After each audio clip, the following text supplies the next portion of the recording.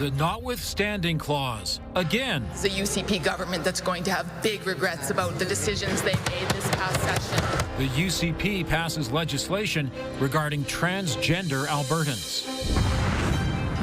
Recall momentum. The plan to remove Alberta's premier grows. And do you have what it takes to compete on the Amazing Race Canada? Having a teammate who supports you through the highs, but the lows that the race can bring. Casting is underway for season 12. CTV Calgary, local breaking news with Ian White. Good afternoon. The UCP has passed its legislation impacting transgender Albertans. The government once again using the Notwithstanding clause and limiting debate to push through the bill. It passed early this morning on International Human Rights Day. Alberta's Children's Statutes Amendment Act 2025 is now read a third time. The bill confirms the government's intention to use the Notwithstanding clause to shield 3 current laws affecting transgender people from legal challenges. These laws will police names and pronouns in schools, ban transgender girls from participating in amateur female sports, and restrict gender-affirming health care for youth under 16. An LGBTQ advocacy group is midway through a court case against the province and vows to continue fighting UCP policies. The court has so far agreed with us that the policies in question would cause irreparable harm to young people in the province. So what it says to me is that the Premier doesn't actually believe that there is evidence to support her case in court. This is a UCP government that's going to have big regrets about the decisions they made this past session. This is the 4th time the UCP has used the Notwithstanding clause in the past 2 months. Elections Alberta has officially approved signature gathering for 3 more recall petitions, including one that targets the Premier. Jacqueline Wilson is covering this story. So, Jackie, who else does this involve? Yes, well, Ian, as you mentioned, Premier Danielle Smith is one. The other 2 is Nate Glubish and Rebecca Schulz. Now, the petitions were officially approved on December 2nd, but they officially went out today, and then signatures will start to be gathered tomorrow. And these 3 join a growing list of recall petitions. There's 21 MLAs right now that have recall petitions out for them. 20 are UCP. Now, Danielle Smith is the second Alberta Premier to have a recall petition against her. Actually, William Aberhart faced one in the 1930s.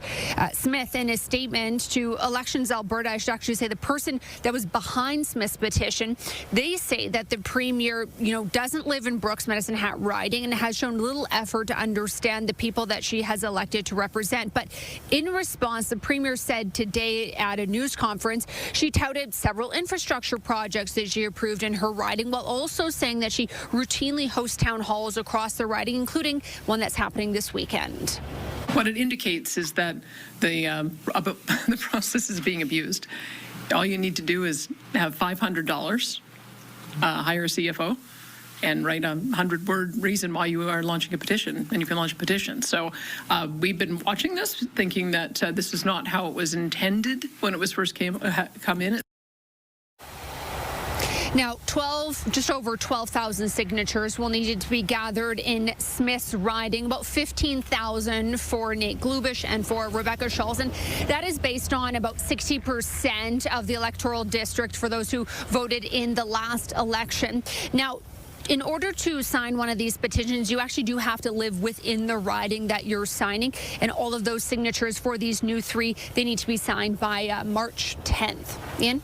Jackie, thanks very much. Independent MLA Peter Guthrie is now leader of the Alberta Party. In the summer, Guthrie and fellow former UCP MLA Scott Sinclair announced their intentions to join the Alberta Party and rebrand as the Progressive Conservatives. Premier Smith and the UCP have pushed back with legislation that restricts the names political parties can use in Alberta, including Conservative. The Government of Canada has added 4 new groups to its list of terrorist entities. That includes the online sextortion network 764, white supremacist organizations Maniac Murder Cult and Terrorgram Collective, and ISIS affiliate Islamic State Mozambique. Ottawa says it's taking action to counter terrorism and violent extremism, particularly the radicalization of young people online. The new designation means law enforcement and security agencies have more tools at their disposal to intervene. It also makes it a criminal offense for anyone in Canada to knowingly deal with property belonging to these groups. A deadly shooting early this morning spread investigators across several Calgary communities and even outside the city. 3 people are now in custody. Jordan Canigan joins us from Ogden. So, Jordan, a man was found dead there this morning. It was just after midnight when police responded to a call of shots fired right across from Ogden Elementary School. When they arrived, they found a man dead outside of a vehicle, actually just in this area right behind me, and several streets and several scenes were taped off for hours today as they launched that investigation and search for suspects. Well, the man's body was found on a sidewalk along 20th Street Southeast. Within a few blocks from that, an SUV riddled with bullet holes. Later on, a vehicle in the southwest near Tsutina was discovered. 1 person was arrested there, and the tactical team was called into the community of Palliser, where 2 more people were arrested. We also know Calgary police and officers from Tsutina Nation worked together on this incident as part of a search for yet another vehicle. It is a complicated call with scenes all over the place, and we still don't know exactly what led up to this. Police only saying it is believed to be a targeted incident, but a motive is not yet known. We spoke to one man who lives nearby where the body was found. His front fence is totally wrecked. He says it was smashed by a vehicle connected to this shooting. 3 people have been arrested at those various scenes, but police are not saying how they were all involved in this shooting. They have also not released any charges. Now, the shooting and investigation also forcing the closure of Ogden Elementary School today because the scene was all taped off, as I mentioned, for hours. An autopsy is scheduled for tomorrow. Ian? Jordan, thanks very much. Residents at a retirement complex sheltered in place during a fire in Mission this morning. It started on the 4th floor, and the sprinkler system got it under control by the time firefighters arrived. A resident who also tried to put it out was assessed by paramedics. They determined the person did not need to go to hospital. Several units have water damage. The cause of the fire is still under investigation. The province is now allowing some ski resorts to expand tourism year-round. The province has now designated Castle, Fortress, and Nikiska as Alberta's first all-season resort areas. Previously, Alberta's resorts have only been allowed to operate during the ski season and can only maintain facilities the rest of the year. Now, resorts designated all season can explore tourism opportunities during the warmer months as well. British Columbia already uses this model. We have 13 all-season resorts in the public land in BC, and we only have 0 in Alberta. These regulations help close that gap, forging a path forward for new and refreshed all-season nature-based resorts that are closer to home. The 3 resorts say they are considering their options. At this point, all would have to submit proposals for consideration. Okay, Danielle, it appears our warm weather holiday is over. It's going to get cold, really cold. Yes. Now, the different news today is that we'll have a bit of a reprieve from the cold in 3 days, and then we'll drop once again. But this is a 3-day cool down. Keep that in mind. And you're going to need the big coat tomorrow, the warmest one you got. 4 degrees is the temperature, so you wouldn't know just looking at current temperature conditions. Winds are calm. It's quite nice. Your 24-hour forecast is brought to you by 5th Avenue Volkswagen. Family-owned, community-driven. Discover more at 5th Avenue Volkswagen. All right, you can see all those numbers in there. -12 in the overnight hours. That's when some snow will kick in. Late in the evening, we even may start this off with some freezing rain. Then we'll switch over to snow. Temperatures will plummet throughout the day, really, rather than rise. So by tomorrow afternoon, -22 is the ambient temperature with a wind chill of -25. In the morning, the wind chill -28. and very gusty. All right, the snow should let up, though, for the afternoon. Your full forecast just ahead. Thanks, Danielle. It's something many families endure, but until now, they haven't had a place to grieve. Next, the special crypt in a local cemetery dedicated to families who have lost children to miscarriage. And a multi-million-dollar investment in continuing care, freeing up space for patients in Alberta hospitals.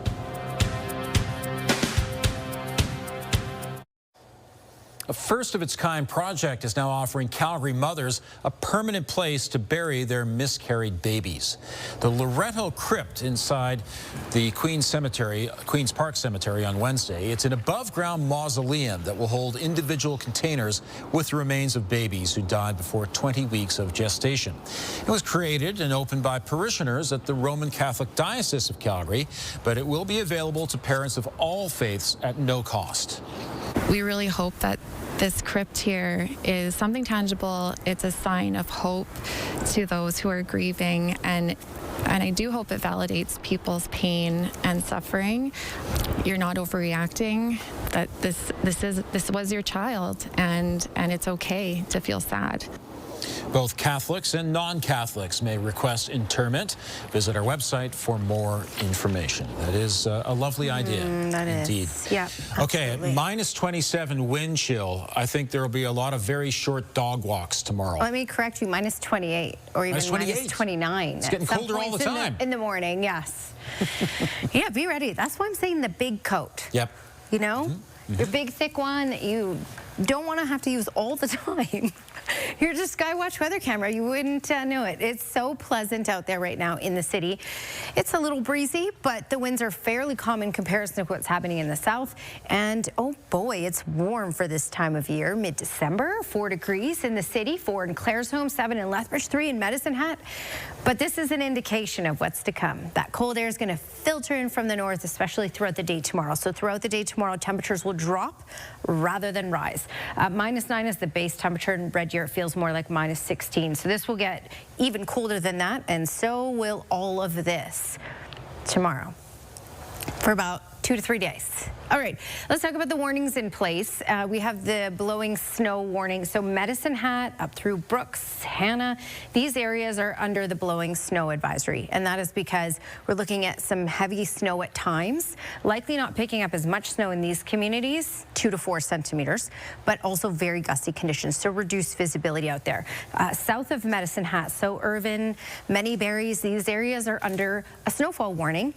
Now 5 to 15 centimeters, but that 15 centimeters is more expected for the higher elevations, Cypress Hills, for example. Okay, radar and satellite, what we're getting is this massive push of moisture from the west, and this will be on and off. Now the mountains will protect us from some of this, but we're also looking at it filtering in at times. So on and off snow, especially for many communities in the morning hours. Now tomorrow morning, because it will still be warm in the far south and above freezing, just above freezing, it will be that mixed precipitation, which is why freezing rain is certainly possible Lethbridge over to Medicine Hat and south. So likely rain early in the morning. Temperatures will drop. We'll switch over to some freezing rain. Then we'll switch over to some snowfall. Now for Calgary, this evening is when we're looking at the potential for freezing rain, and then tonight and through tomorrow morning is when we'll get the snowfall. We're not looking at huge amounts for the city. 2 to 4 centimeters in Calgary is what's expected. This is the first wave, though. Then we're looking at another couple centimeters with the next wave that arrives on Friday. This will all clear out for Saturday, and the temperatures will slightly warm by Saturday as well. I'll show you that in the longer range in just a second. Here's an indication of what you can expect. This is a bit of a higher estimation for Calgary. We could see 13 centimeters, but we're likely going to be closer to about 6 or 8 centimeters in the city.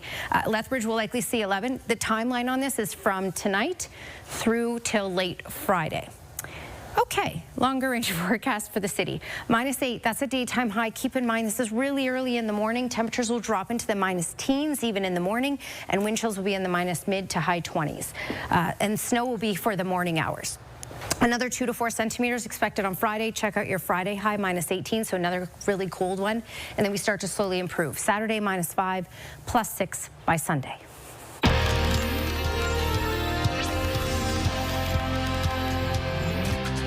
province is taking steps to free up hospital beds through a new assisted living framework. The government says 1 out of 5 hospital beds are occupied by patients who no longer require acute care, and that leads to long wait times in crowded emergency rooms. The framework aims to get those patients access to care at home and in their communities and ease pressures on hospitals. The UCP is promising $400 million to build an additional 1,500 continuing care spaces across Alberta. And today, our government is announcing the largest continuing care expansion in Alberta's history. We will be committing billions of dollars over the next 10 years and building tens of thousands of new continuing care spaces across the province. Nixon says the province's 10-year plan on where continuing care spaces will be built will be rolled out in the new year, with the focus first on Calgary and Edmonton. Maybe your goal for 2026 is to be on The Amazing Race Canada. It's still ahead. The producer who's gone the distance in every season of the show tells us what it takes to win.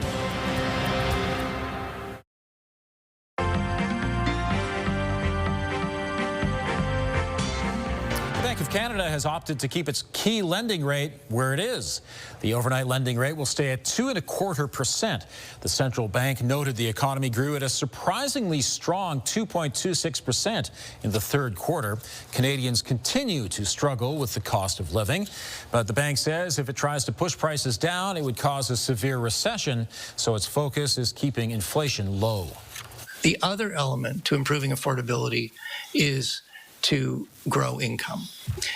And how do we grow income?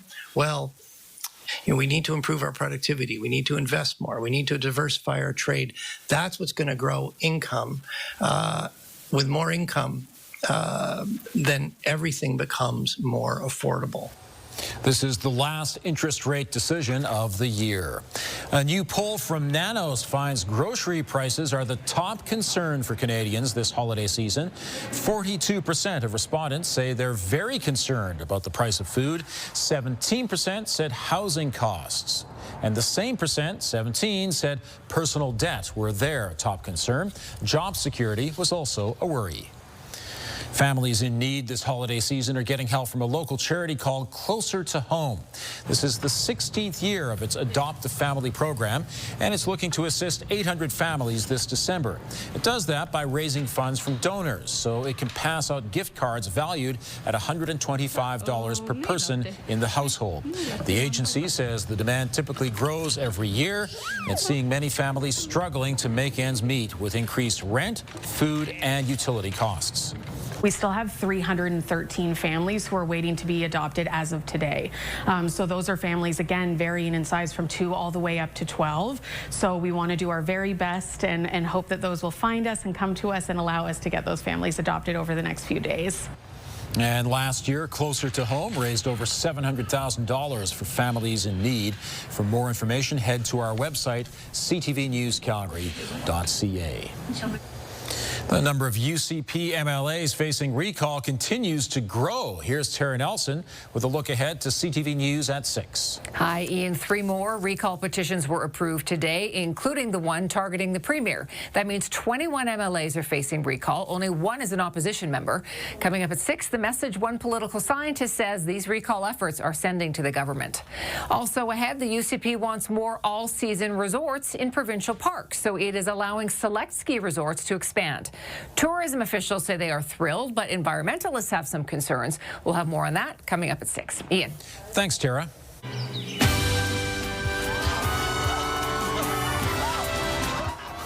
This year, Jesse and Jonathan raced to first place in the Amazing Race Canada. And now the show is seeking its next batch of contestants.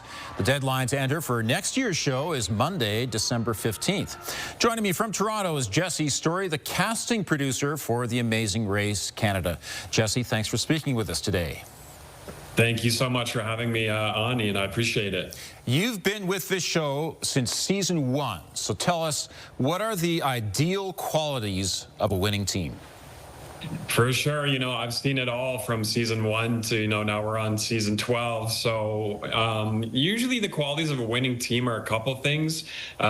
Teammates who complement each other's strengths and weaknesses, but also having a teammate who supports you through the highs, but the lows that the race can bring, those difficult moments, having someone by your side that can kind of push you through those and motivate you through those is what you need to win. That's a consistent thing I've seen in winners. Now, speaking of those complementary skills, could that be like one person is really good with heights, the other person is really good with math?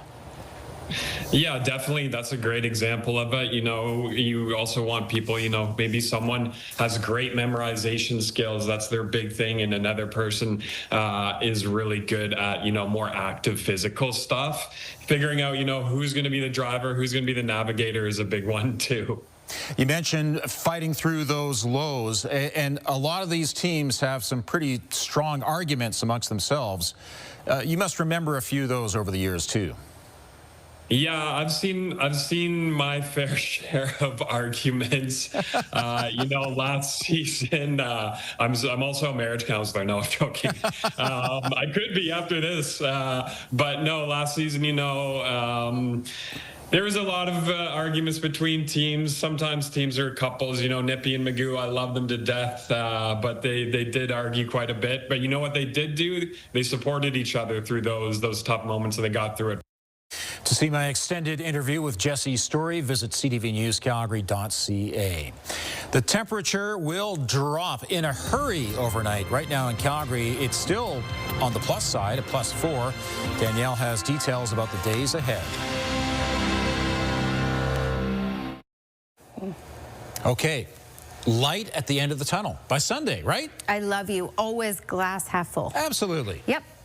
By Sunday, maybe 6. It may take a bit of time for the warm air from the Chinook on Sunday to mix down to the surface. Anyway, it'll be warmer than what we're going to get for the next couple of days. 8 degrees was our high today. We are currently sitting at 4.